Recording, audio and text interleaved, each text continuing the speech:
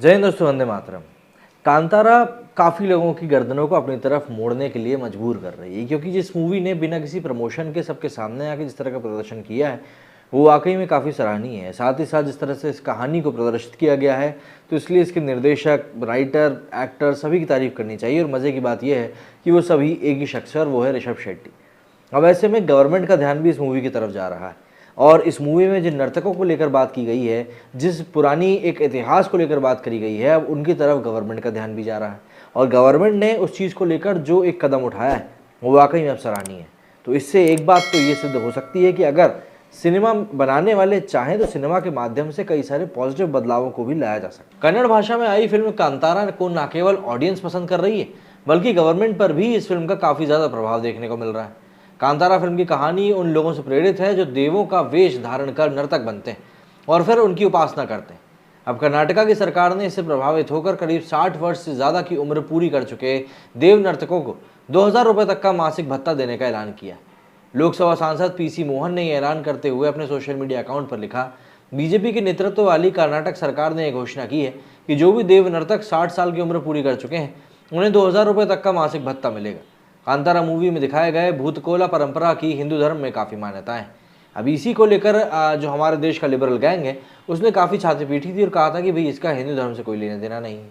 भूतकोला की बात करें तो कर्नाटका के ग्रामीण इलाकों में मनाया जाने वाली एक प्रथा है। इसमें गांव के लोगों द्वारा देव की पूजा की जाती। पूजा के दौरान गांव का ही व्यक्ति देव की वेशभूषा धारण करता है और नृत्य करने लगता है। नृत्य करने वाले व्यक्ति की ही देव नर्तक कहते हैं। माना जाता है कि नृत्य करने के दौरान व्यक्ति के अंदर देवता आ जाता है। इस दौरान देव नर्तक जो भी बात कहता है वो गांव वालों के लिए भगवान का आदेश मानी जाती है। कांतारा मूवी की कहानी भी इसी प्रथा से प्रेरित है।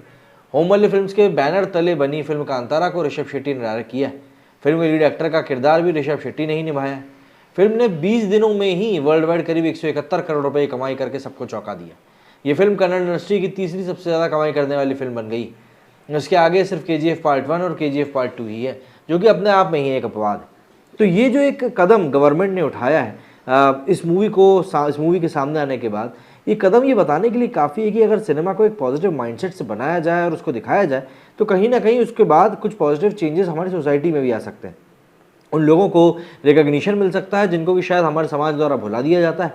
लेकिन बात वही आ जाती है कि जब हम लोग सिर्फ और सिर्फ पैसा कमाने के लिए काम कर रहे होते हैं तब कहीं ना कहीं जो एक क्वालिटी की हम लोग बात करते हैं ना, क्वालिटी कंटेंट की, वो कहीं ना कहीं पीछे छूट जाती है। और जब एक बार क्वालिटी कंटेंट पीछे छूट जाता है फिर उसके बाद तो कितने ही सवाल जवाब कर लो कोई असर नहीं निकलता।